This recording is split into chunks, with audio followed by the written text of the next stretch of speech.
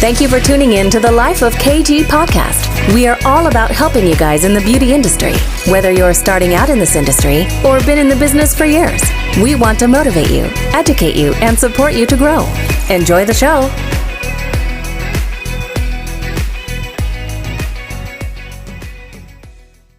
Hey everyone, welcome back to A Life of KG. Today I'm interviewing Layla. You guys have to listen to this episode all the way until the end because you will pick up so many golden nuggets. Layla's been in the beauty industry for over 20 years. She's had a salon, she's gone into training, distribution, and many more things. And Layla also works between the UK and Marbella. So I really wanted to find out, how does she manage her life and business within two locations with all her companies still running very smoothly? So without further ado, here she is. Layla, thank you so much for coming on the Life of KG. Thank you for having me. It's actually really cool because, like you, I had the summer off. So I haven't done a podcast guest for, it feels like ages. It's been 2 months. So I'm like, oh my God, it's exciting to have you as my first person after the summer. Oh, thank you. Did you have a nice time off? Yeah, I did. Did you? Yeah, I loved it. Well, I'm back. I'm back here in Spain right now, but I'm on my own this time. No family this time, no husband and kids, just on my own. Oh, nice. Yeah. Living the life. So those of you that don't know who you are, can you introduce yourself and tell everyone what you do? Yeah, of course. My name is Layla. I have multiple hats in the beauty industry, depending on which company you want to talk about or which business you want to talk about today. I have a training company of 15 years, 16 years actually this month. I have a distribution company where I sell other people's brands, and along the journey I formulated and launched my own brands.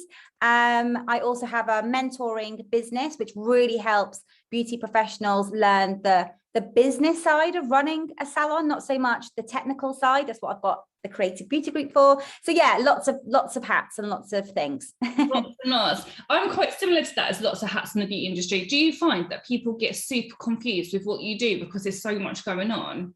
Do you know? No, in all honesty, no.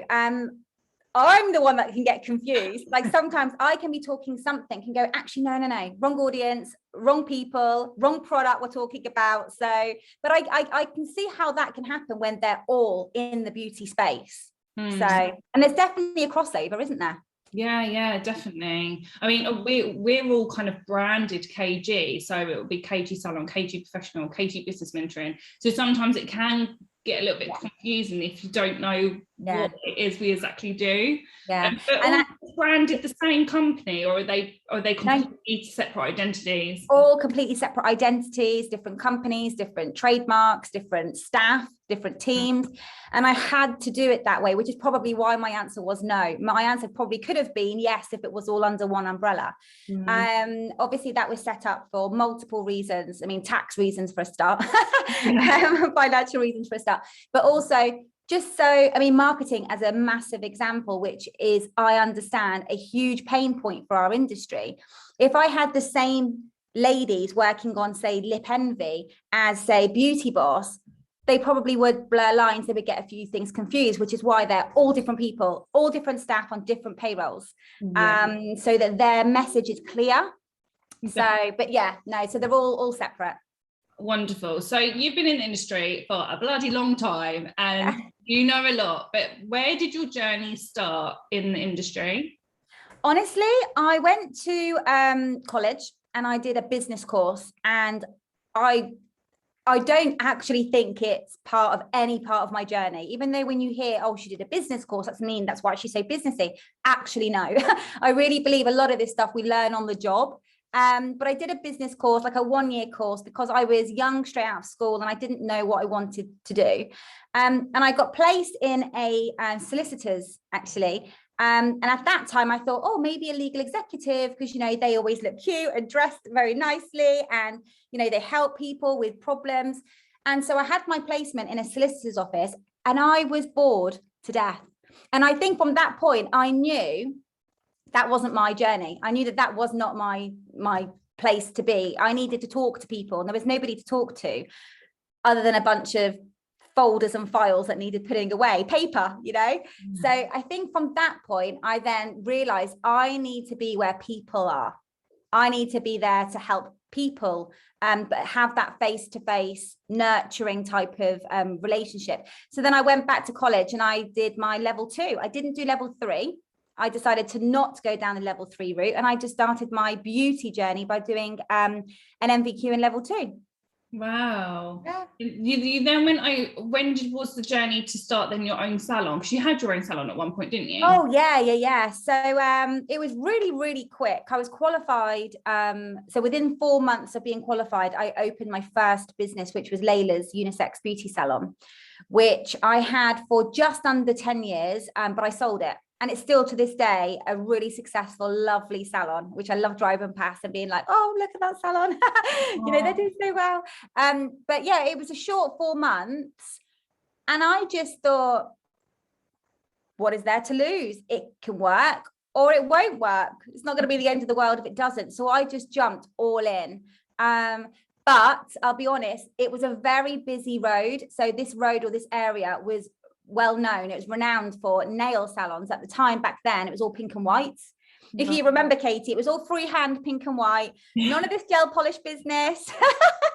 I know. For acrylic nails only, all pink and whites like this. And I came along and opened salon number 7 on a really busy road. And I took my mum and dad to this empty, massive, really neglected, rundown shop. And I'll never forget, my mum actually said to me, like, Layla, why don't you just go and rent a space like normal people? Why don't you just start small like everyone else? Why go into such a big premises? Because it was also not the road with lots of other salons. So my parents were like, too busy, you're never going to make it. There's already a ton of salons here. It was also the biggest property out of all the salons. And I was like, I know what I'm doing, I think. I was a teenager. I was like, I think.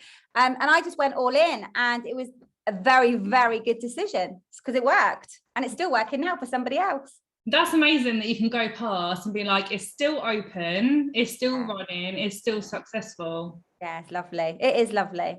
What was your reason for selling the salon? Honestly, within the 2 years, so the last 2 years of me owning that, I also then ventured into training and distribution.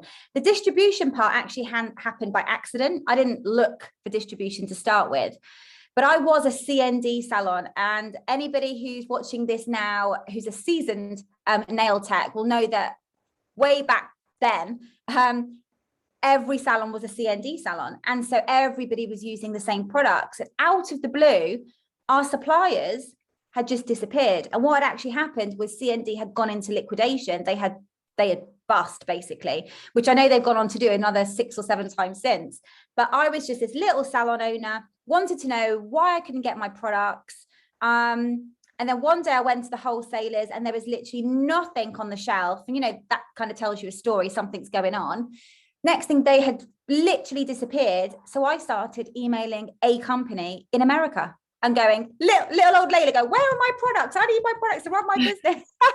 They probably thought, who is this nutter? But that then led into a conversation. And I basically said to them, do you want to replace your old? Because they were telling me that they've got a whole new business structure. They're going into a new company. And then the conversation turned into if I wanted to replace who was once my supplier. And this, we're talking CND, the biggest in the world. So I was like, hell yeah. and yeah, exactly. So at this point, I was then the salon owner, and then I took another property directly opposite my salon, another huge building, which then I launched my training company. And then very much like you, when we're training, people need kits, people need stock when they've run out of things. So then I started distributing for CND. Wow.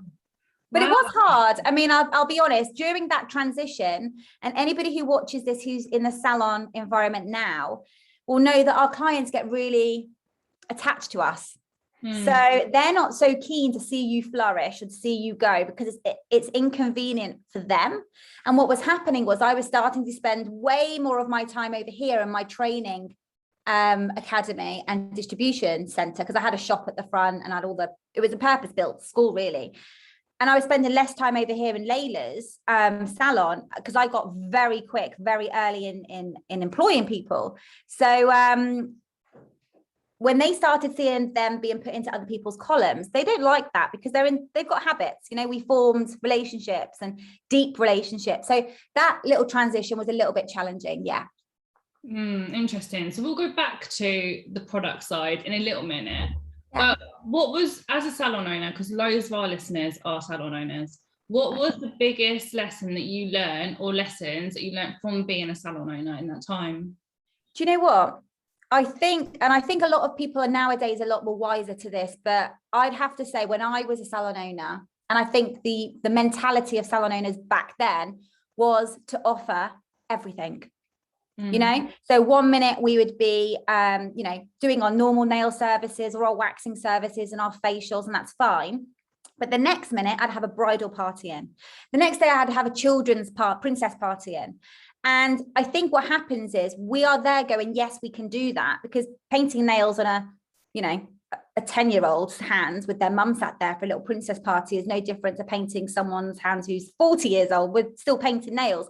And of course we want the business and we want the money, so we're saying yes to everything. But what we don't realize is, on the outside, we're given a very, very confused message as to what we're good at, what we're known for. So if I was to give you guys advice, it would be to choose something you're good at.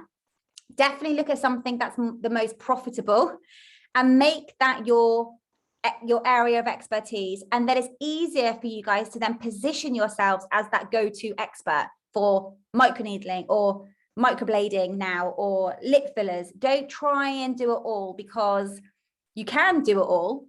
But like I say, the message out there to your audience on your socials, your real passing trade on the high street, you're seen to be doing a bit of everything. It's not the fastest way to get profitable, basically, and clear on your message. Yeah, definitely. That's really, really helpful. So you had your salon, you sold it, you were distributing for CND. Yeah. Then you've gone on to obviously more distribution, product lines, all that type of stuff. So what happened when it comes to CND? Are you still with them? Are you not? No, no. And at the time, again, probably an awful thing to have happened if I was right in that moment. But looking back, and very quickly looking back, the best decision ever. So I was with CND for about 8.5 years.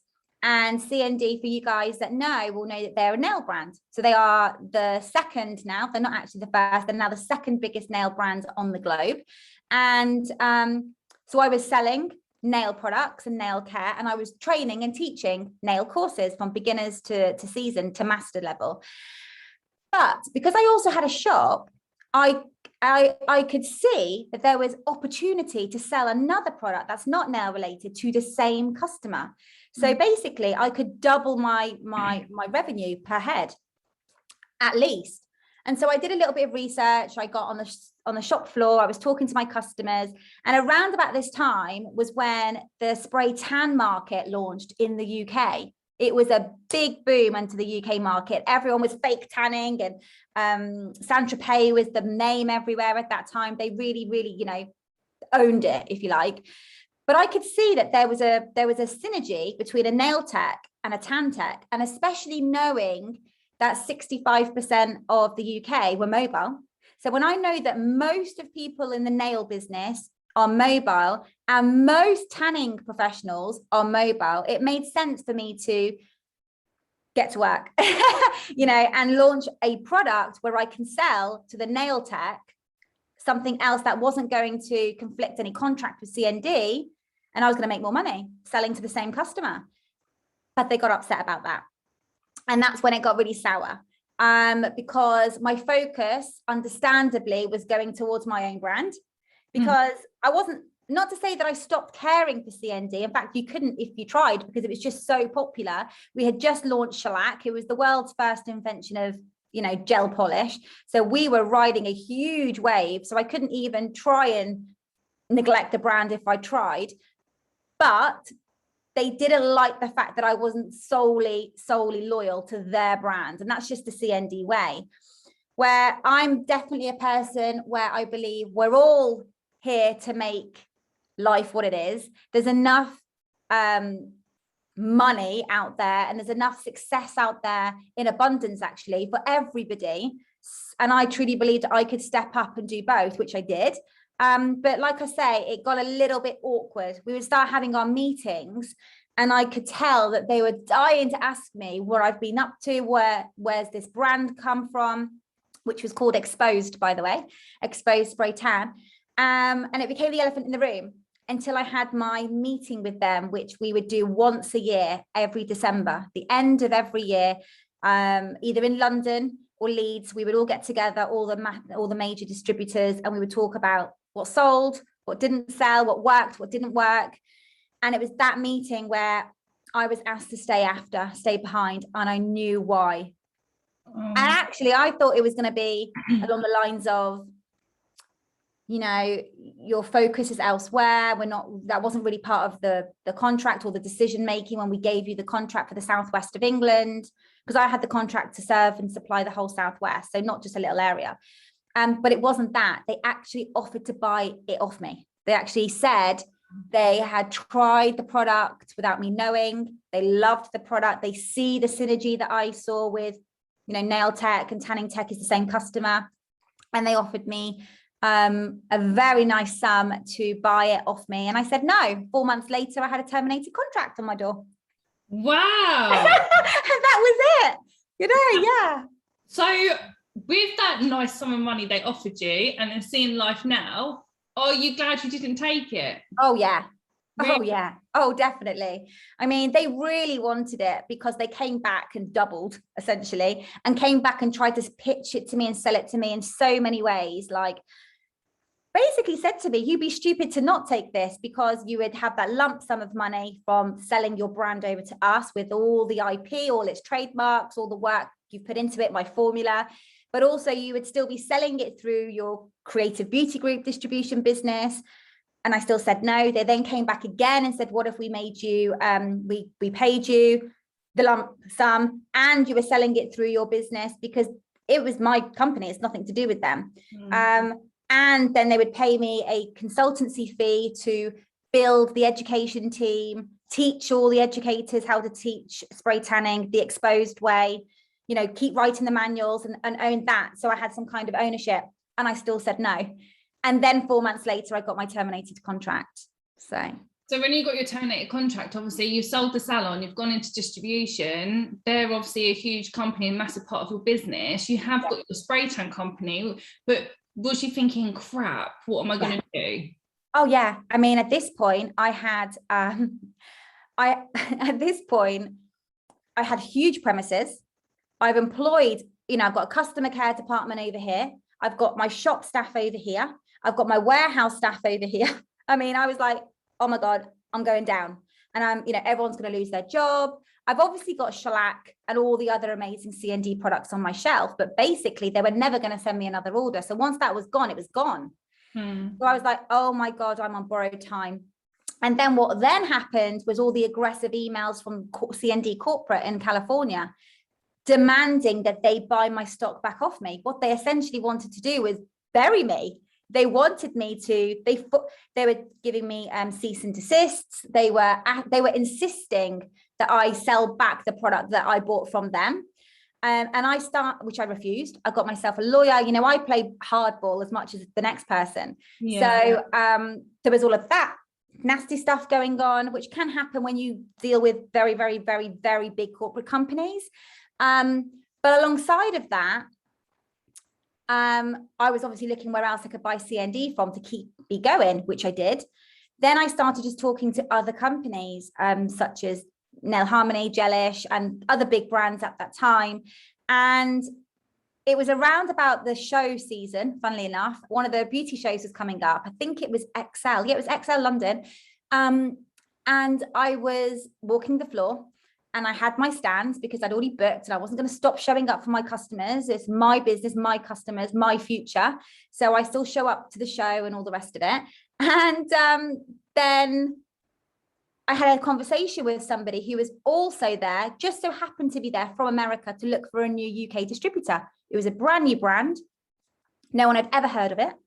And I thought, well, what have I got to lose? So I tried this product. They gave me a whole ton of stuff. I gave it to my educators and my staff. And I said, what do you think about this? And not only was it good, it was better. It was better than C&D shellac. It's called Gel 2. It was the world's first gel polish that came with no base coat. So straight away, I was able to say to my customers, I'm really sorry that I can't sell you shellac anymore. And of course, you can go to other companies to buy shellac. I said, but I'm just about to launch something that lasts longer than shellac, has a higher shine than shellac, and doesn't need a base coat, which means you're saving £15 a bottle, no base coat, and all of these other USPs. And because they wanted to see me succeed, because they bought into me and my business and my values, they stuck with me. So many months later, when all the awards happened, every single year, shellac would win. We won them. I won them. I won best product of the year, best education of the year, best services to the industry, which every year prior, I had to push my customers to say, vote for CND, because I'm a part of CND. We were never allowed to put ourselves out there as our own entity. But now I was the master distributor. Now I went from distributing just for the southwest of England to an importer. I then went the next level. I was like, oh my God, now I'm arranging vessels to come in, with containers. And it just went crazy, but it went the right crazy. So saying no was the best decision ever. Definitely. Would you say that that's was still your hardest point you've gone through in business, or was it not? No. I mean, I think anybody who thinks they don't go through hardships in deciding to work alone and build teams and go into buildings and putting yourself out there, if you think there's no risks or there's no hardships, you're deluded. So I would definitely say just be okay with that, because you'll just get through it and you'll grow through it. I think managing people is quite hard, especially when I started so young and I was employing people two times my age, double my age, more in some instances. And it's trying to make sure that they are aware that they are there to drive that company into profit, and the friendship and everything comes secondary, but they're actually there. They're getting paid to bring you in money, and they get rewarded for that as well. And it's all lovely. And we have the most amazing teams and we have the most amazing environments. But fundamentally, again, if I could give anybody advice that's about to go into recruiting their first member of staff or building out a team, whether it's employed or, remote, which seems to be the way these days, just be very, very clear what you're there to do. You're there to make money and to keep people in jobs. Yeah. And I would say it's a lot of what people struggle with in our industry is obviously building teams, leadership, management, and it is the most stressful thing of running a business, no matter how small or how large a business is. I think that everyone needs to realize the only way to grow a business is to have teams. Definitely delegate Yeah. all the way. Actually, I think I listened to you on Clubhouse and it was about delegation, and I realized she was another delegation queen like me. Yeah. Get that off my table ASAP.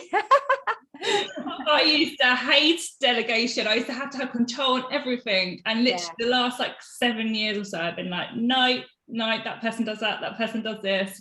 Delegation is king. Definitely.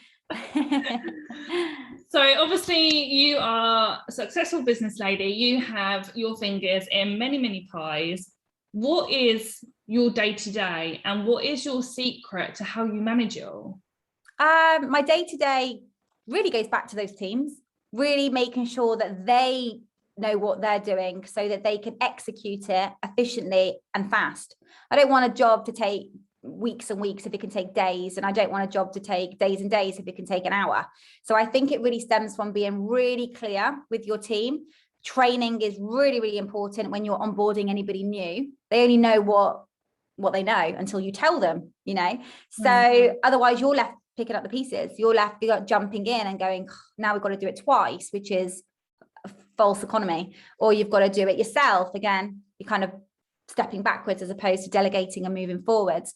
So I would definitely say just keep that communication with teams, especially if they're remote now, as regular as possible. So my typical day would be, I always start with a staff meeting, depending on what team it is, and especially if we've got launches or shows or events or there'll be more conversations to be had, there'll be more meetings because there's more things to do. But as long as they have got the message clear, I walk away. And then they come back when they just want me to either sign something off. So it's either a sign off, or if it's something that requires me to then step in, maybe it's a video, maybe there's certain components to their job that requires me to do an interview or a video or an appearance or an interview or something like that. But other than that, I think just keep it clear for them and they can get on with their job. Yeah, perfect. Because you live between obviously UK and Spain. You're in Spain right now. You have the summer in Spain, which is absolute complete goals for me. And I know many people that are going to be listening and watching. How do you find working from different locations because your teams aren't? I mean, we've come into a world now since COVID where everyone is remote. So I guess it's so much more easier now. Whereas pre-COVID, it might have been, God, you can't like live in a different country and your teams are elsewhere. But how have you found it? And did you have to feel like you had to let go of like the emotional connection between the business? Not really, Katie, if I'm honest. But just so you know, I moved to Marbella 3 years before COVID. So with the various different teams I have, some are employed and some are self-contracted. So my newest company, the Beauty Boss Academy, they are all self-contracted. So they are all remote. So that was me for the first time dabbling and seeing whether it works. I love my team. I think they're epic. They're amazing. They all bring a different talent to the table. But I'm still a little bit old school. I am still a little bit like, I think I prefer everybody in my building, around my tables, in my offices, which I've also got with my other businesses. So just going back to that whole pre-COVID, because like I say, I've been living here for 3 years. I was flying back once a month, maybe sometimes 6 weeks, to have that real staff huddle, that real, appearance, if you like, in my building. If anything, more to reassure my staff. Also, it gave a nice opportunity for maybe some of my old students that I may have taught years ago, or customers, if they know that I'm around, if they see on my social media that Layla's in Bournemouth, they'd often come in, and we'd stand at the shop and have a coffee sort of thing. So I like to do that. I think you can never forget where you've come from, and you can never forget your customers, because if you continue to give them value, they will stay. And it's a win-win situation. It really is a partnership. But no, I did not hesitate at all to buy another property out here, move out here and live between the two, because that is really what it's all about. We're working to generate an income so we can live the life that we want. And I know this sounds a bit cheesy, but I have said this and I'll say it before. Life is by design. So I've designed my life to be this way. So, yeah. So question for you. When it comes to team, staff, people hiring people, even just stepping out, even to just the point of a salon owner stepping out of their salon and working from home rather than the salon, or working from elsewhere rather than salon, automatically that salon owner feels guilt because they feel that, but the staff don't think I'm working because I'm not in the salon. So did you ever get that from going abroad and working in Marbella, where everyone's going to be like, oh my God, she lives in Marbella, living the dream, I'm working here? Did you ever have that guilt, or how did you feel? Yes, that? I did. So did I struggle to let go of the emotional connection to my companies? No, because they're there to make me money. That's what they're there for. They have paid for my house. They have paid for my flights, my house, and my life. But the people, because we go back to what I said at the beginning of this call, is that, I'm a people person, you're a people person. Most people in our industry are people, which is why we're in here. So yeah, if there was the time that I felt guilty, it was for my own staff, because you're quite right. The sun is shining here 10 months of the year. They would look at my stories. In fact, what I really noticed when I first moved here, so I bought this house nearly 4 years ago now, because you've got to factor in the year of COVID. I noticed that my staff were appearing on my stories more regularly. And so, yeah, I would start thinking, maybe I shouldn't post this one where I'm sat sunbathing, or I'm having a cocktail, or I'm out with my friends. So yeah, but I'll be honest, Katie, that lasted for all of 2 minutes, because again, you have to bring it back to reality of like, we all have choices. Staff are going to come and go. People know that in the salon industry more than most. People grow their own wings and they fly and they open their own salons, or they go into teaching. Half the teachers I see teaching now, I've taught them how to teach. So do I feel resentment to that? Absolutely not. Everyone's got the right to, like I say, grow their wings and go and fulfill their life. So if you just remind yourself of that, then I got back to the posting. You know? So I love that. And it is really, really true. Just keep focusing on the mindset and being like, well, this is the life I've built for myself. That's how I want to live my life, how short we are on this planet. And other people have choices of what they want to do with their life. Yeah, exactly. And also I'm a very much a play hard, a work hard, play hard kind of girl. So, you know, I would say to my staff, if you get to X amount this month, I'll fly you out and we'll go and do a weekend in Marbs. And I did. I mean, the most time, the biggest one I can think of is when, because not everybody could come and the men really aren't interested. So it was really the girls. And there was 8 of them that I flew over from a Thursday to a Sunday. And I made sure that that experience for them was amazing. It was like the ultimate girly weekend. We had beds at Nikki Beach. We were walking in at 5, 6 o'clock every single morning and then literally dying next to the pool all day, you know? And I brought them into that and they loved it. You know, they didn't have to spend a penny. I really, really looked after them. But at the same time, when we got back to business, it was back to work. It was like, right, we've done our partying, we've done our girly time, we've done our team bonding time, you know, and all those girls, you know, they're all each other's best friends as well, out of work, which is lovely to see. But when we get back to work, we're back to work. It's back to business, you know? So, yeah. Even though you have them times then with your team members, and obviously, like you said, team members that are working with you, a lot of them are close outside of work. That's what happens. The people you spending more time with the people at work than you do your family, don't you? Your work. Yeah. Did you manage to keep that fine line with your team members of you treat them and you'll do things like that, but there's also I am your boss and don't really mix with them outside? Yeah, definitely. I mean, apart from those times where I bring them out here, that would be it.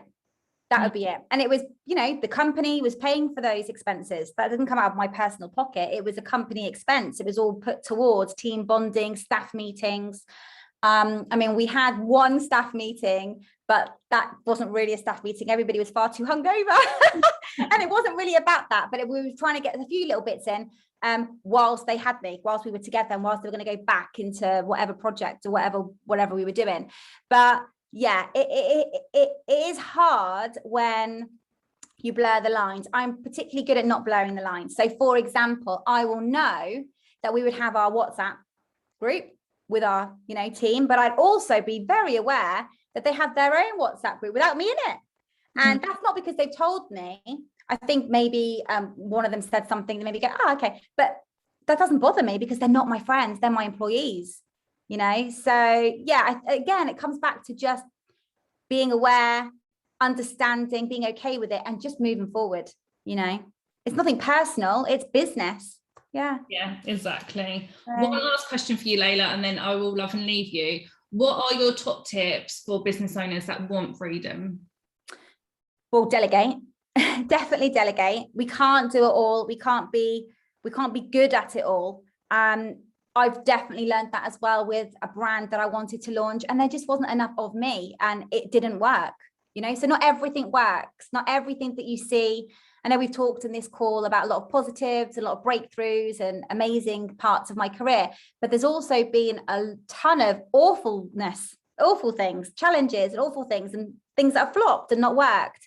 So I think really just kind of go with the flow, see how things roll. If things don't happen, that doesn't mean never say never. Maybe it wasn't your timing. Maybe there wasn't enough research.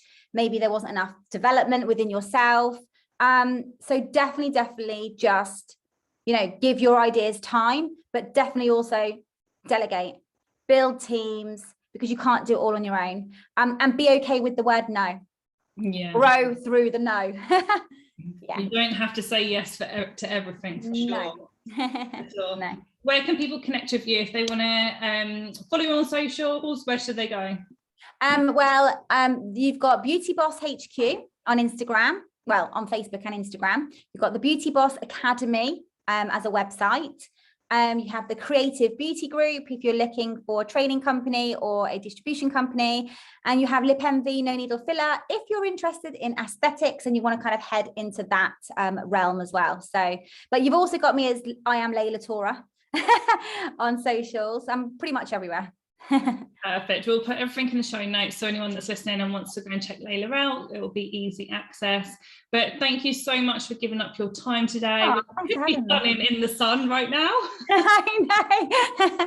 Thanks for having me. I've really enjoyed it. And ultimately, the idea is just to help people on their path, because we can all do it. Everybody can have a house in another country. Everybody can have that second home. We can have whatever we want. Some will get that, because some will take on that information and implement it. Some will take on that information and do nothing with it. But ultimately, we can all achieve it. So if I can help anybody, then you know where I am. Perfect. Love that. Thank you so much. You're so welcome. Thanks, Katie.